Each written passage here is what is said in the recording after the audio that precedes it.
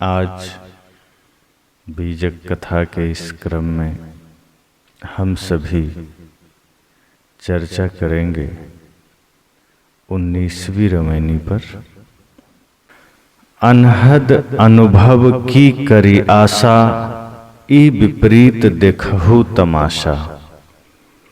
यह तमाशा देखहु रे भाई, जहवा शून्य तहाँ चली जाई।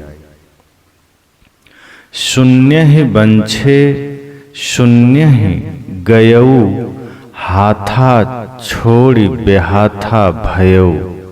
संशय सावज सकल संसारा, काल अहेरी सांझ सकारा।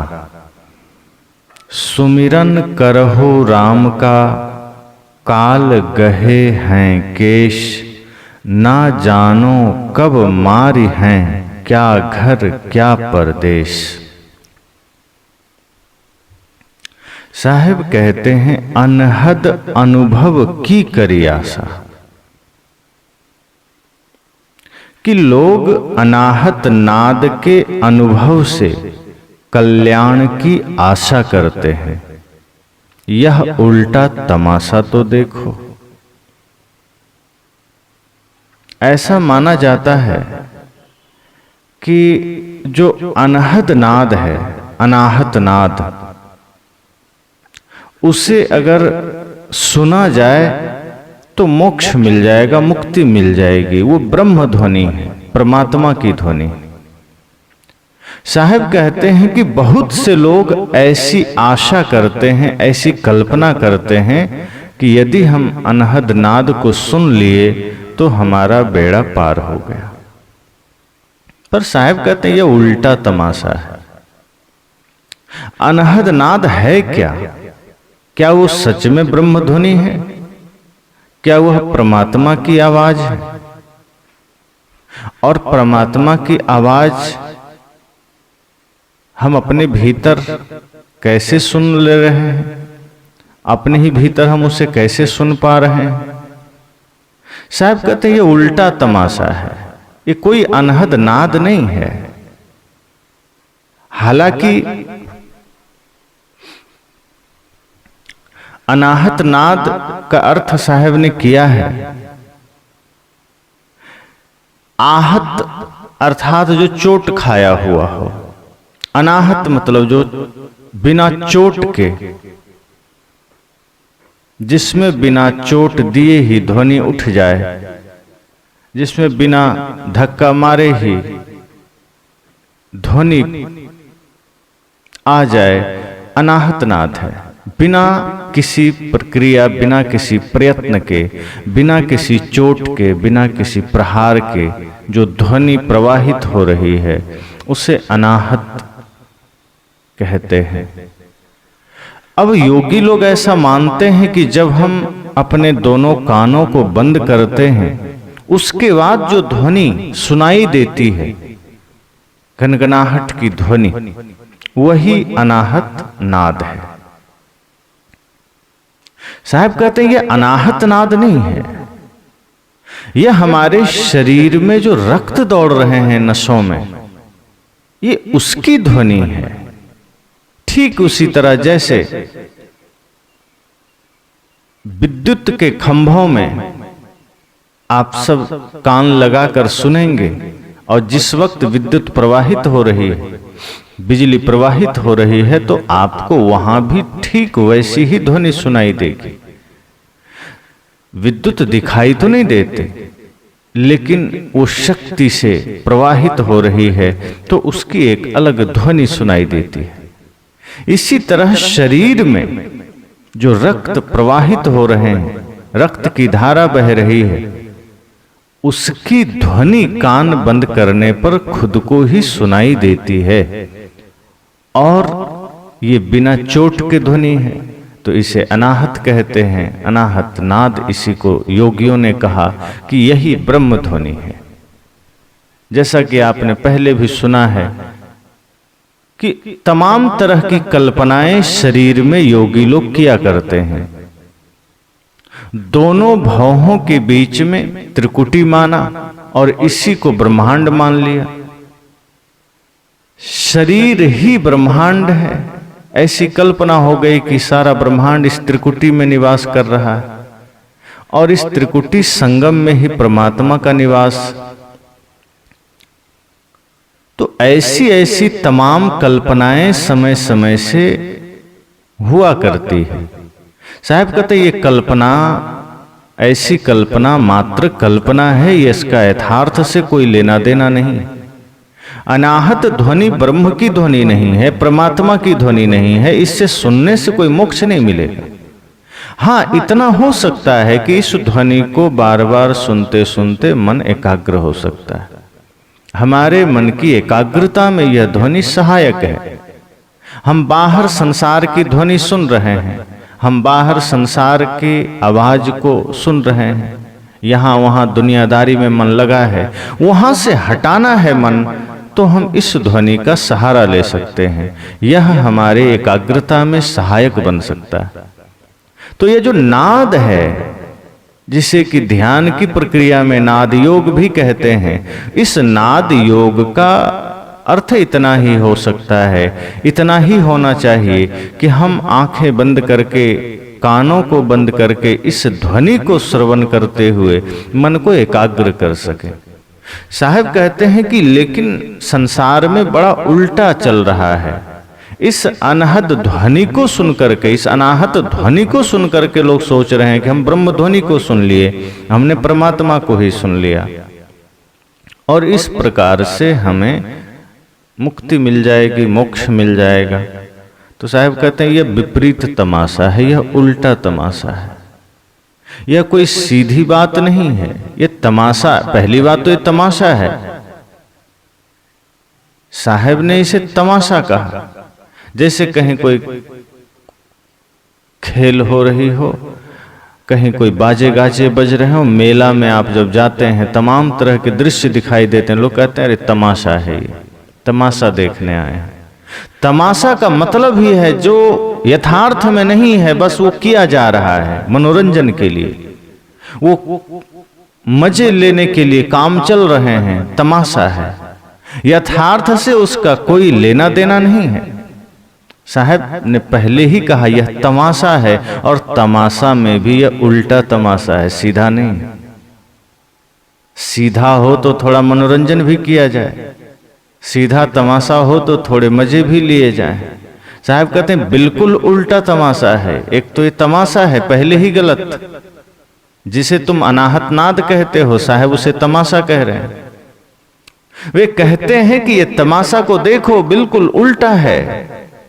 ये योगी लोग उल्टी खोपड़ी के हैं और तमाम चीजों को तमाशा बना करके पेश कर रहे हैं। हालांकि इनकी नजर में ये ब्रह्म ध्वनि है, हालांकि ये इसे तमाशा नहीं मानते, ये इसे परमात्मा की ध्वनि मानते हैं। पर सदगुरु कबीर कहते हैं कि यह तमाशा ई विपरीत देखो तमाशा।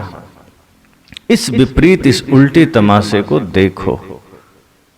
और ये कैसा तमाशा है कि कान बंद करने पर जो ध्वनि सुनाई दे उसे परमात्मा की ध्वनि मान लेना। अब शरीर में तमाम तरह की ध्वनि प्रवाहित होते हैं, उसे तुम परमात्मा की ध्वनि मान लोगे। तो कान बंद करने से ही कोई ध्वनि बस थोड़े निकलती है, और भी ध्वनि निकल रही है। अब कोई सोया है, खर्राटा ले रहा है, उसे किसकी ध्वनि मानोगे? वो भी परमात्मा की ही ध्वनि है।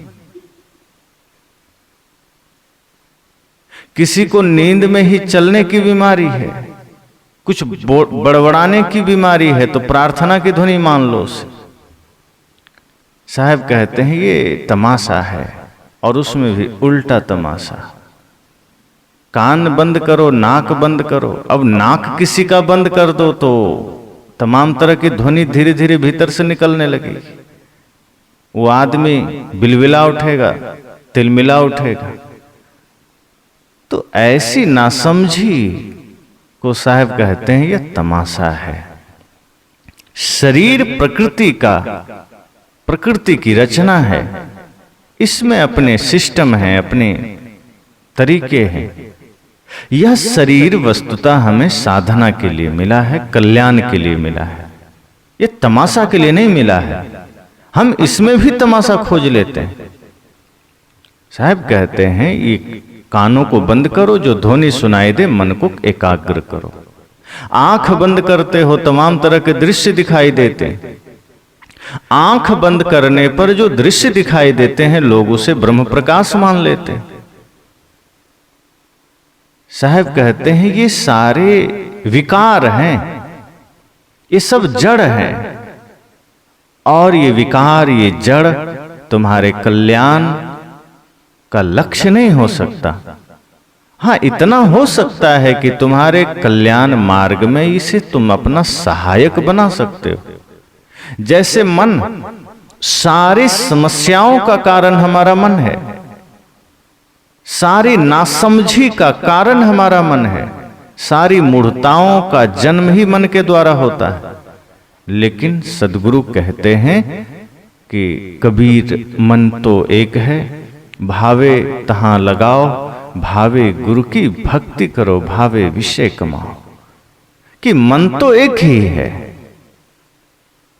अगर तुमने इसे भक्ति में लगा दिया, अगर तुमने इसे साधना में लगा दिया, तो ये मन तुम्हारे मोक्ष में सहायक भी बन जाएगा। लेकिन यदि तुमने इसे विषय में लगा दिया, वासना में लगा दिया, कामना में लगा दिया, माया में लगा दिया, तो ये तुम्हें नरक में भी डुबा देगा। तो ये जो कुछ भी चीजें हमारे शरीर से जुड़ी हैं, चाहे वो अनाहत नाद हो, चाहे वो आंखें बंद करने के बाद जो लाल पीला नीला हरा काला प्रकाश दिखाई देता है, ना तो ये ब्रह्म प्रकाश है, परमात्मा का प्रकाश है, ना वो ब्रह्म ध्वनि है। ये सब शरीर के ही विकार हैं। आंख बंद करते हैं तो जो लाल नीला पीला दिखाई देता है, चाहे तो हम उसमें मन केंद्रित कर सकते हैं, चाहे तो हम उसमें अपना मन एकाग्र कर सकते हैं। इसी तरह से कानों को बंद करने पर जो ध्वनि सुनाई देती है, उस नाद में हम अपना मन ठहरा सकते हैं, हम उसका सहारा ले सकते हैं। ये सभी संबल हैं, ये सभी हमारे ध्यान की यात्रा में सहायक हैं। यह कोई ब्रह्मध्वनि नहीं जिसे सुन करके हम मुक्ति पा सकें, जो अंतिम स्थिति की बात हो। ये सहायक है आपके मार्ग का, या मंजिल नहीं है। जैसे कोई आदमी यात्रा करता है तो यात्रा में कई जगह आप देखेंगे लगातार हर किलोमीटर पर किलोमीटर लिखा हुआ एक पत्थर मिल जाएगा, जिसे मील के पत्थर कहते हैं। उसमें आपके गंतव्य का नाम लिखा होता है और नीचे दूरी लिखी होती है। वो पत्थर का काम इतना ही है कि वो आपके मंजिल में सहायक बन जाए, वो आपको सही दिशा की ओर ले जाए। इसी तरह से ये जो ध्वनियां हैं, ये जो प्रकाश हैं, ये हमारे मुक्ति के मार्ग में मील के पत्थर बन सकते हैं, अगर हमने इसका सदुपयोग किया, अगर हमने इसका उपयोग मन को शांत करने में किया, मन को एकाग्र करने में किया। इसलिए साहब ने कहा कि ऐसा करने पर यह हमारे लिए सहायक हो सकता है, लेकिन संसार के लोग ऐसा करते नहीं हैं। वो इस अनहद के अनुभव को ही मुक्ति का अंतिम परिणाम मान लेते हैं, परमात्मा की ध्वनि मान लेते हैं, ब्रह्म की ध्वनि मान लेते हैं, और ये समझ लेते हैं कि मेरा काम हो गया।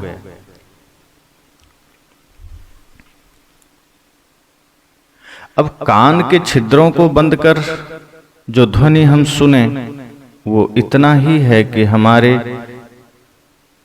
रक्त दौड़ रहे हैं शरीर में, नसों में, वो ध्वनि कर दे रही है, उससे ध्वनि उत्पन्न हो रही है, वो कोई अनाहत नाद नहीं है। तो सद्गुरु ने यहाँ हठयोगियों की उल्टी बुद्धि का तमाशा कहा है। बिना आघात के शब्द ध्वनि आदि का पैदा होना ही असंभव है। विश्व में कहीं भी स्वन शब्द एवं ध्वनि के पैदा होने का कारण है चोट एवं आघात। तो शरीर के नसों में किसी प्रकार की क्रियाशीलता, गति आदि से ही उनमें झनकारें उठती है। ऊपर से कोई चोट तो नहीं पड़ती, लेकिन उसमें क्रिया हो रही है। गति का कारण स्वाभाविक धक्का एवं चोट है, तभी आवाज होती है। इसलिए योगी लोग जिसे अनाहत नाद कहते हैं वह वस्तुतः आहत नाद है और जड़ ध्वनि है।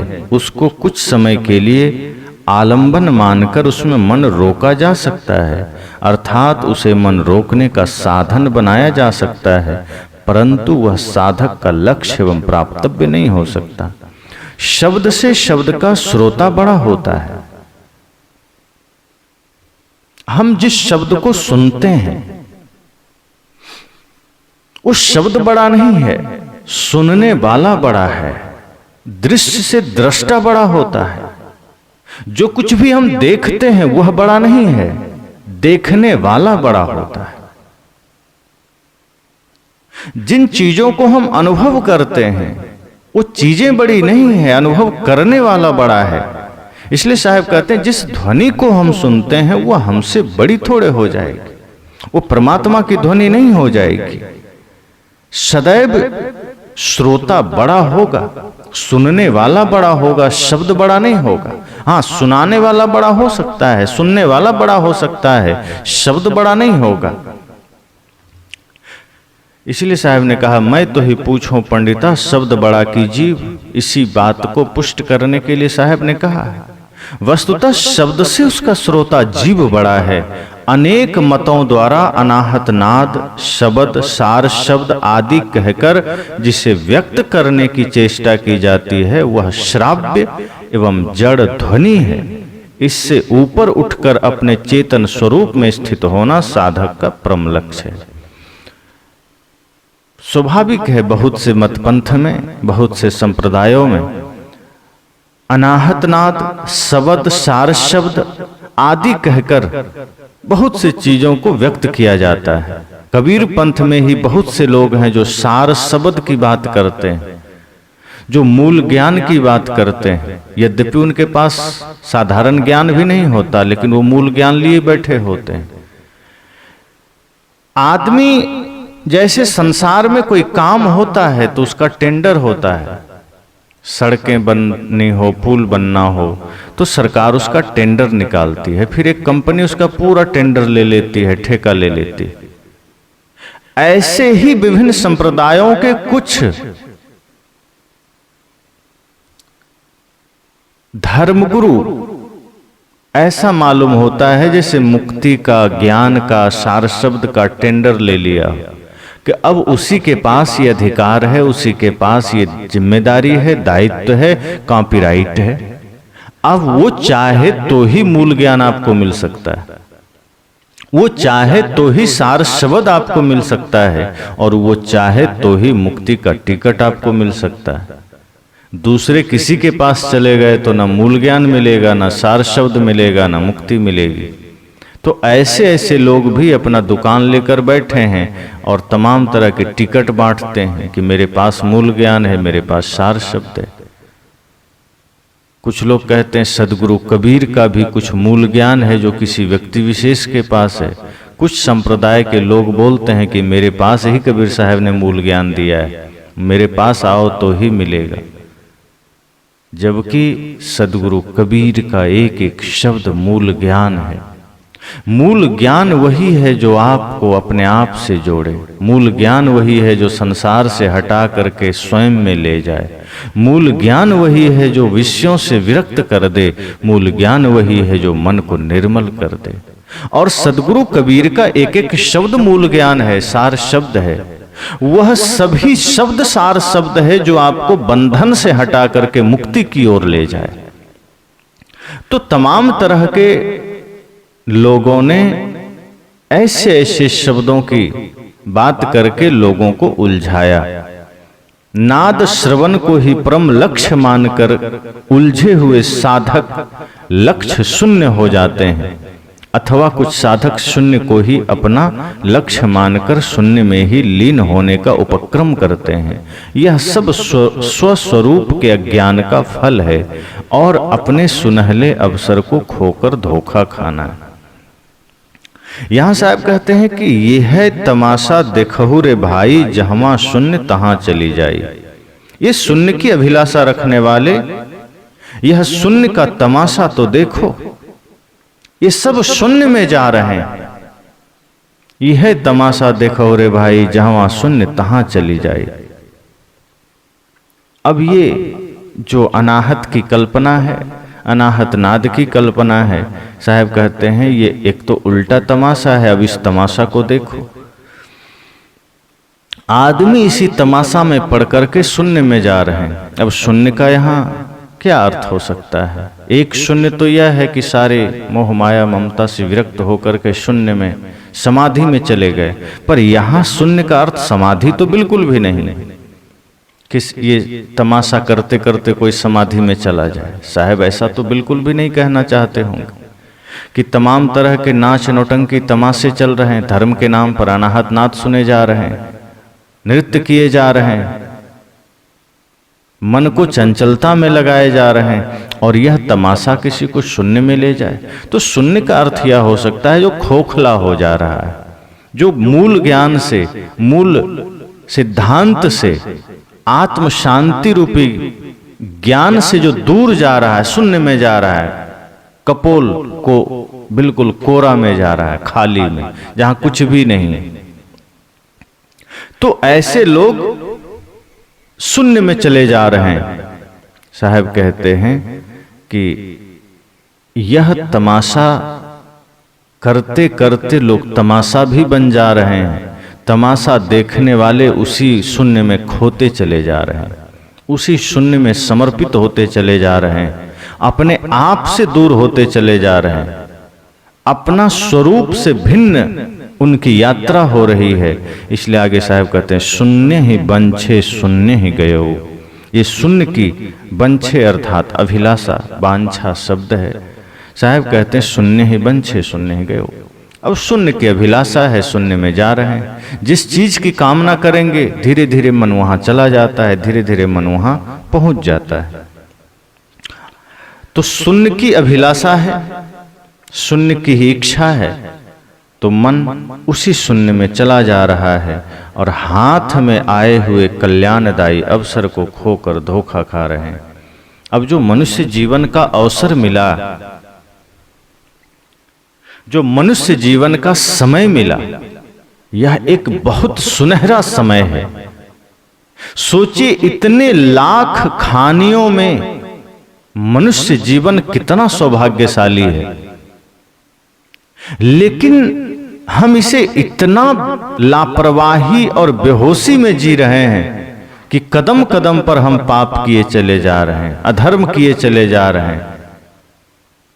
साहब कहते हैं शून्य ही बंछे शून्य ही गयो। शून्य की अभिलाषा किया तो तुम शून्य में चले गए और हाथा छोड़ी बेहाथा भयो। ये मोक्षदायी कल्याणदायी मनुष्य जीवन तुम्हें मिला, लेकिन तुम इसे लगा दिए कल्पना में, शून्य में। शून्य अर्थात कल्पना, जहां कुछ भी नहीं है, सिर्फ कल्पना है, अनुमान है। और अनुमान कल्पना में जब लगा दिया मन को, तो समझ लेना ये शरीर व्यर्थ में चला गया। कल्पना है बाहर कोई भगवान है, कल्पना है बाहर कहीं स्वर्ग है, कल्पना है कोई भोग मोक्ष देने वाला कहीं कोई बैठा है। साहब कहते हैं कल्पना है, और इस कल्पना की तुमने इच्छा किया, तुम इसी कल्पना में चले गए। बाहर की सारी पूजाएं कल्पना मात्र है, सारे भगवान की कल्पना करना। शून्य में जाना है, अपने भीतर स्वयं में परमात्मा को न देखना, स्वयं अपने स्वरूप को न पहचानना, मैं कौन हूं यह न जानना। साहब कहते हैं इससे विपरीत तुम जहां भी संसार में जाओगे, शून्य में जाओगे, कल्पना में जाओगे, अनुमान में जाओगे। और ये संसार अनुमान और कल्पना में चल रहा है। कहीं किसी भगवान की कल्पना है, कहीं स्वर्ग का अनुमान है, कहीं शांति का अनुमान है। और बाहर जहां भी स्वर्ग की कल्पना हो, चाहे शांति का अनुमान हो, साहब कहते हैं शून्य में जाना है। और ऐसा करके हम अपने मनुष्य जीवन को खो रहे हैं। ऐसा करके हम अपने सुनहरे अवसर को गंवा रहे हैं। ये हाथ में आया हुआ मुक्ति का साधन हम इसे खोते चले जा रहे हैं। यह जीवन मुक्ति का साधन है, इसे व्यर्थ में न गंवाओ, इसे पाप में न गंवाओ। अब कल्पना की लड्डू हम खा रहे हैं, किसी ने कह दिया पूजा करने, किसी ने कह दिया ध्यान करने, बाहर हम अनाहत में ध्यान लगा रहे हैं, बाहर हम किसी भगवान की कल्पना में बैठे हैं, बाहर हम किसी परमात्मा से वरदान पाने की उम्मीद में बैठे हैं। साहब कहते हैं ये सारी कल्पनाएं धरती पर चलती है और ये सब करके तुम अपने मनुष्य जीवन को खो रहे हो। साहब कहते इतना समझ लीजिए कि हाथ पर हाथ धरे बैठे कुछ भी नहीं होगा। मुक्ति के मार्ग में आपको कदम बढ़ाना पड़ेगा, मन निर्मल करना पड़ेगा। जब मन निर्मल होगा तो समझना वहां परमात्मा की उपस्थिति हो जाएगी, वहां स्वयं भगवान की उपस्थिति हो जाएगी। जहां मन की निर्मलता है, पवित्रता है, जहां मन की शीतलता है, साहब कहते हैं फिर हरि तुम्हारे पीछे खड़े हो जाएंगे, फिर वो तुम्हारे साथ खड़े हो जाएंगे। यह मन तो शीतल भया जैसे गंगा नीर, पीछे पीछे हरि फिरे, कहत कबीर कबीर। साहब कहते हैं मनुष्य जीवन बड़ा सुनहरा अवसर है, इसे मत खो देना। अगर यह कल्याणकारी अवसर तुमने खो दिया तो समझना कि फिर तुम धोखा ही खा रहे हो। जो हाथ में आया अवसर खो दे फिर वो बेहाथा हो गया, फिर वो धोखे में चला गया। इसलिए साहब कहते हैं धोखे में मत रहो, कल्पना में मत जियो, अनुमान में मत जियो, शून्य की तरफ मत भागो, अपनी ओर लौटो, विचारों की शून्यता कर दो, अपने सारे अनुमान कल्पनाओं को शून्य कर दो, अपने से बाहर जो कुछ भी तुम्हारा लक्ष्य है उसे शून्य कर दो और स्वयं में लौट आओ। अपने में लौट आना, स्वयं को जान लेना, यही इस जीवन का ध्येय होना चाहिए और इसलिए ही यह मनुष्य जीवन मिला है। तो साहब कहते हैं कि यह कल्याणकारी मनुष्य जीवन तुम्हें मिला और तुम इसे खो रहे हो और इसी में धोखा खा रहे हो। आगे साहब कहते हैं संशय सावज सकल संसारा। पिछले रमैनी में भी हमने संशय सावज के बारे में जाना है कि जो संशय संदेह रूपी पशु है हमारे मन में, यह हमें खा रहा है। यह संदेह चाहे पारिवारिक हो चाहे आध्यात्मिक हो, यह हमें खोखला कर रहा है। यहां भी साहब कहते हैं संशय सावज सकल संसारा, कि यह जो संशय रूपी पशु शिकारी है यह काल बनकर, काल अहेरी सांझ सकारा, संशय सावज सकल संसारा, काल अहेरी सांझ सकारा। यह संशय पशु शिकारी काल बनकर रात दिन संसार के सारे लोगों को मार रहा है, या यूं कहें संशय पशु संसार के सारे लोगों के मन को पीड़ित कर रहा है और मृत्यु शिकारी देहधारियों की देह को छीनने के लिए रात दिन उनके पीछे लगा है। साहब ने कहा कि यह संशय रूपी पशु बहुत खतरनाक है। अगर एक बार मन मस्तिष्क में आ जाए तो संतजन कहते हैं इसका फिर चिकित्सा नहीं होता है। दुनिया के तमाम बीमारियों का इलाज तो होता है, लेकिन कई बार जो हम अपने मन में मस्तिष्क में संशय का बीज डाल लेते हैं, फिर हम अपने अच्छे से अच्छे जीवन को भी नरक बना लेते हैं। रिश्तों में जितना खतरनाक यह है, उतना उससे ज्यादा खतरनाक यह हमारे आध्यात्मिक जीवन में है। क्योंकि जैसे ही हम संदेह में उतरते हैं तो अच्छी चीजें बुरी और बुरी चीजें अच्छी लगने लग जाती है। फिर जहां यथार्थ ज्ञान है वहां हमें रस नहीं आता, वहां हमारा मन एकाग्र नहीं होता, और जहां भ्रम है, पाखंड है, जहां नासमझी है, वहां मन हमारा अटकने लगता है। तो साहब ने कहा कि मन में जब संदेह पैदा होता है, मन में जब यह संदेह रूपी पशु का जन्म होता है, तो हम धीरे धीरे मुक्ति से दूर तो होते ही हैं, सामान्य जीवन में सुख समृद्धि से भी दूर हो जाते हैं। इसलिए संशय मन में कभी आने नहीं दीजिए। रिश्तों में संशय आ गया तो रिश्ते धाराशायी हो जाते हैं, परिवार समाज सब बिखर जाता है, विखंडित हो जाता है, सब कुछ बर्बाद हो जाता है। इसलिए रिश्तों में भी संशय नहीं चाहिए, मन में संशय नहीं चाहिए, कहीं भी अपने मन मस्तिष्क में संशय नहीं हो, वरना यह संशय ही मानो मृत्यु का कारण बन जाता है, हमारे जीवन को छीण करते चला जाता है, हमारे जीवन को एक खोखला बनाते चला जाता है। इसलिए साहब ने कहा काल अहेरी सांझ सकारा। यह जो काल है ये सुबह शाम सांझ दिन रात हमारे देह को छीनने के लिए पीछे लगा है।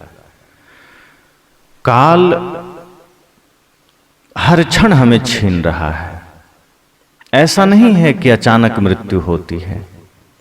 साहब कहते हैं ये सुबह शाम आठों याम क्षण प्रतिपल ये धीरे धीरे हमारी सांसें को छीन कर रहा है।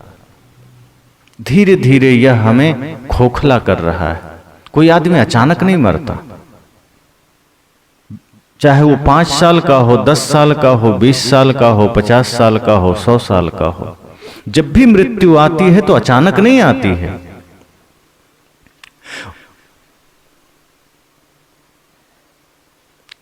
भजन में कहा है उम्र देख पल पल घटी जा रही है, निकट मौत छिन छिन चली आ रही है।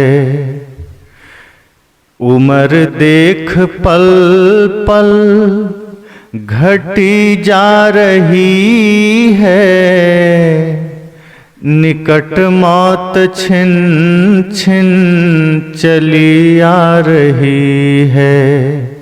समझ ले तू बंदे इशारा घड़ी का, नहीं है भरोसा जरा जिंदगी का। समझ ले तू बंदे इशारा घड़ी का, नहीं है भरोसा जरा जिंदगी का। कहा उम्र देख पल पल घटी जा रही है। ऐसा नहीं है कि अचानक मृत्यु आती है। एक एक क्षण हमारी उम्र घट रही है, एक एक क्षण मृत्यु हमारे आयु को छीन कर रही है। साहब कहते हैं ये जो काल है ये सुबह शाम दिन रात हमारे शरीर को, हमारे आयु को, हमारी उम्र को छीन कर रहा है। इससे पहले कि काल हमें पूरा छीन कर दे, जागृत हो जाओ और आत्म कल्याण का काम कर लो। मृत्यु अचानक नहीं होती है, धीरे धीरे यह हमें खा रही है। यह शिकारी है, यह काल है। कब हम इसके गाल में चले जाएं पता नहीं, पर यह प्रक्रिया जन्म से ही शुरू हो जाती।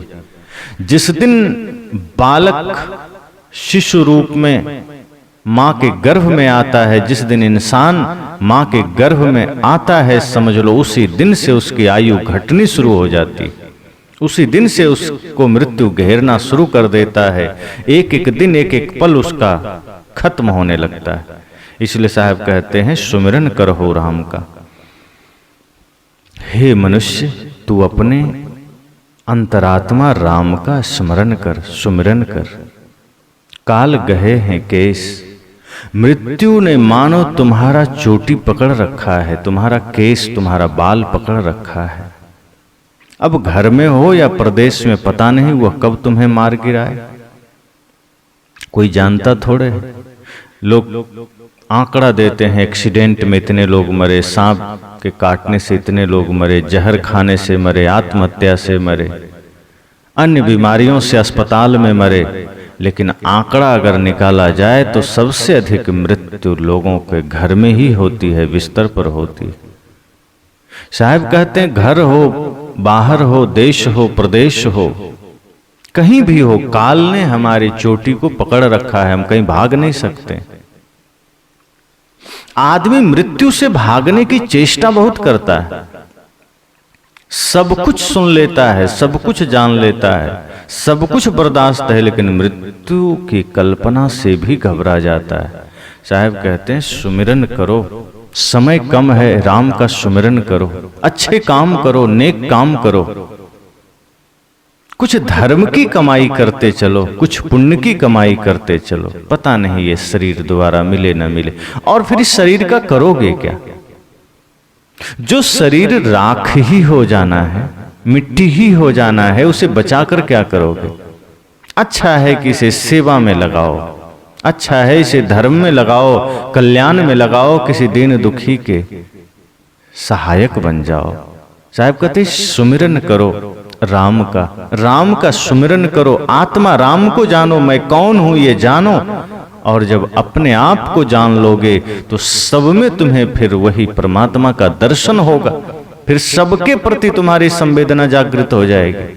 वरना आज इंसान इतना संवेदनहीन हो गया कि अपने अलावा किसी और के सुख समृद्धि का ख्याल भी मन में नहीं उठता, बल्कि अपने से अलग कोई भी हो, अपना पराया, सबके प्रति वो संवेदनहीन आदमी इतना ही सोचता है कि अगर उसे भी धक्का देना पड़े तो धक्का दे के आगे निकल जाएंगे, किसी और को भी रौंदना पड़े तो रौंद कर आगे बढ़ जाएंगे। और इतना ज्यादा आदमी इस मामले में आदमी इतना ज्यादा तूफान मचाता है कि जीवन में सिर्फ और सिर्फ वो पापों की गठरिया ही लादता है, कोई दूसरी कमाई नहीं करता है, कोई दूसरा प्रयत्न नहीं करता है कि जीवन में धर्म की भी कमाई हो सके, कि जीवन में सत्य की भी उपासना हो सके, सत्य की भी साधना हो सके। साहब कहते समय कम है, काल ने तुम्हारी चोटी को पकड़ रखा है, काल ने तुम्हें दबोच रखा है, भागकर कहां जाओगे? ये सोचते हो कि मृत्यु से बच जाएंगे? साहब कहते नहीं, ये तमाम तरह के जो तुम तमाशा कर रहे हो, ये जीवन में इन तमाशा से ऊपर उठो। अगर यही करते तुम्हारी आयु निकल गई तो कल्याण का काम कब करोगे? ये अनाहत, ये ज्योति, ये बिंदु, ये बाहर का ध्यान, ये शब्द, सार शब्द की कल्पनाओं से ऊपर उठो। ये सारे शून्य, ये सारी कल्पनाओं में तुमने अपना समय गंवा दिया, तुमने अपना आयु गंवा दिया। धीरे धीरे तुम उसी संशय, उसी कल्पना, उसी आडंबर में चले जा रहे हो, स्वयं को खोते चले जा रहे हो, और तुम्हें पता भी नहीं चलता कि इधर काल तुम्हें खोखला कर रहा है। धीरे धीरे वो तुम्हें कमजोर कर रहा है, और एक समय ऐसा आएगा कि काल अचानक मारसी ज्यों तीतर को बाज, कि अचानक काल मार देगा, जैसे बाज तीतर को मार देता है झपट्टा मारकर। साहब कहते हैं इसी तरह काल अचानक मारसी, ना जानो कब मारी हो क्या घर क्या परदेश, पता नहीं कब वह काल हम पर आक्रमण कर दे। इसलिए साहब कहते हैं कि सजग हो जाइए, जागृत हो जाइए, सावधान हो जाइए। प्रतिपल प्रतिक्षण मृत्यु सिर पर खड़ी है। काल खड़ा सिर ऊपरे तै जाग बिराने मीत, जाका घर है गैल में सोकस सोवे निश्चिंत। ये तमाम तरह के प्रपंचों में, माया में, आडंबर में, वासना के गली में तुम्हारा घर है, और तुम निश्चिंत कैसे रह सकते हो? चारों ओर से तुम्हें न जाने कितने संसार की चोटें लग रही है, दुनिया भर के तमाम माया के प्रहार तुम पर हो रहे हैं, तुम निश्चिंत कैसे हो सकते हो? और ऊपर से काल तुम्हारे सिर पर खड़ा है। साहब कहते हैं जाग जाओ, होश में आ जाओ, इससे पहले कि मृत्यु तुम्हें खोखला कर दे, इससे पहले कि मृत्यु तुम्हें नष्ट कर दे, ये तुम्हारा शरीर तुमसे छीन ले, इस शरीर का सदुपयोग कर लो, इस शरीर से कुछ धर्म का काम कर जाओ, इस शरीर से कुछ परमार्थ का काम कर जाओ। अपने लिए तो सभी जीते हैं, स्वार्थ के लिए तो सभी जीते हैं, परमार्थ के लिए जो जी लिया समझना इस धरती पर वो उसी ने जीवन जिया है, बाकी तो घसीट कर चला है। जीने जीने में फर्क है। एक है किसी दूसरे की सेवा करके जीना, किसी और को भोजन देकर खाना, किसी और के आंसू पोंछ कर खुश होना, और एक है दूसरे के आंसू का कारण बन जाना, दूसरे के भूखमरी का कारण बन जाना, दूसरे के गरीबी का कारण बन जाना, दूसरे की लाचारी का कारण बन जाना। साहब कहते हैं ऐसे लोग धरती का सबसे बड़ा भार है, और ऐसे लोग भयंकर पापी हैं, और इन्हें फिर नरक के सिवा कुछ नहीं मिलता। काल तो सबके जीवन में आता है, पर साहब ने कहा है कि एक सिंहासन चढ़ चले, एक बंधे जात जंजीर। एक सिंहासन में बंध कर जाता है, सिंहासन पर चढ़ कर जाता है, एक जंजीर में बंध कर जाता है। इसलिए साहब कहते हैं कि अनहद का अर्थ हद रहित व्यापक भी होता है। सदगुरु कहते हैं अनहद अनुभव की करी आशा, अर्थात अपनी आत्मा की व्यापकता के अनुभव की आशा करते हैं जो कभी पूरी होने वाली नहीं है। या किसी को अनुभव नहीं होता कि मैं स्वतंत्र परिपूर्ण व्याप्त हूं। सदगुरु कहते हैं कि ई विपरीत देखो तमाशा, यह उल्टा तमाशा है। आत्मा व्यापक है, यह महिमा परक कथन है। इसका अर्थ है आत्मा सर्वोच्च तत्व है। कबीर साहब ऐसी बातें नहीं मानते हैं जो अनुभव की कसौटी पर खरी नहीं उतरती। आत्मा कभी काल में, आत्मा सभी काल में विद्यमान रहती है, यह तो ठीक है, किंतु नित्य वस्तु अक्षुण्ण रहती है। किंतु एक परिनिष्ठित आत्मा सर्वत्र व्याप्त है, यह न अनुभव का विषय है और न व्यवहारिक है। ऐसी अवधारणा करना अपनी आत्मा को शून्य में भटकाना है। मैं साक्षी शुद्ध चेतन हूं, यह आनुभविक स्थिति ही तथ्यपूर्ण है। सदगुरु हठयोग और नाद श्रवण आदि दृश्य भाषों तथा व्यापकवाद के भ्रम से साधक को हटाकर उसे सहज राम का स्मरण बताते हैं। उनका राम अपना शुद्ध चेतन स्वरूप है। वे साधकों को सावधान करते हैं कि तुम भ्रम में मत रहो, जीवन का कुछ ठिकाना नहीं। घर में, वन में, देश में, विदेश में कहीं भी काल आ सकता है। तुम्हारी चोटी काल ने पकड़ रखी है। तुम सारा प्रमाद छोड़कर अपने अविनाशी चेतन स्वरूप राम का स्मरण करो। ये जो भी प्रमाद है उसको छोड़ो। ये हठयोग, ये नाद श्रवण आदि दृश्य भाषों आदि को छोड़ो, इस भ्रम को छोड़ो, संशय को छोड़ो, तमाम प्रपंचों को छोड़ो और अपने चेतन स्वरूप में लगो। साहब कहते हैं कि तुम भ्रम में मत रहो कि हम सदा यहां जीने आए हैं। इस कल्पना में मत रहो कि हम यहां बसने वाले हैं, रहने वाले हैं। साहब कहते हैं भ्रम में मत रहो, कोई ठिकाना नहीं, जीवन का कोई भरोसा नहीं है। मृत्यु कब, कहां, किस क्षण आ जाए, वन में, घर में, बाजार में, घर के बाहर, घर के भीतर, किसी भी क्षण, बचपने में, किशोरा में, जवानी में, बुढ़ापा में, कोई जानता नहीं। कहीं भी आ सकता है, कभी भी आ सकता है। और इससे पहले कि यमराज आए, इससे पहले कि मृत्यु उठाने आ जाए, हमें अपने स्वरूप को जान लेना है, हमें परमार्थ कर लेना है, धर्म कर लेना है, पुण्य की कमाई कर लेना है। इसलिए सदगुरु कबीर का यह पद कि अनहद अनुभव की करी आशा, ई विपरीत देखहु तमाशा, यह तमाशा देखो रे भाई, जहां शून्य तहां चली जाई। एक तरह से साहब ने समस्त कल्पनाओं के द्वारा जो हम मोक्ष चाहते हैं, समस्त अनुमान के द्वारा जो हम शांति चाहते हैं, और ऊपर से संशय में जो हमारा जीवन चल रहा है, संदेह में जो हमारा जीवन चल रहा है, गलतफहमी में जो हमारा जीवन चल रहा है, भ्रांति में जो हमारा जीवन चल रहा है, साहब कहते ये सारे संशय का त्याग कर दो, ये बाहर के तमाशा का त्याग कर दो, ये बाहर की कल्पना का त्याग कर दो। कल्पना से कभी मोक्ष नहीं मिलता है, कल्पना आदमी को खोखला कर देता है, अनुमान आदमी को खोखला कर देता है, वहां सत्य का कोई किरण नहीं है।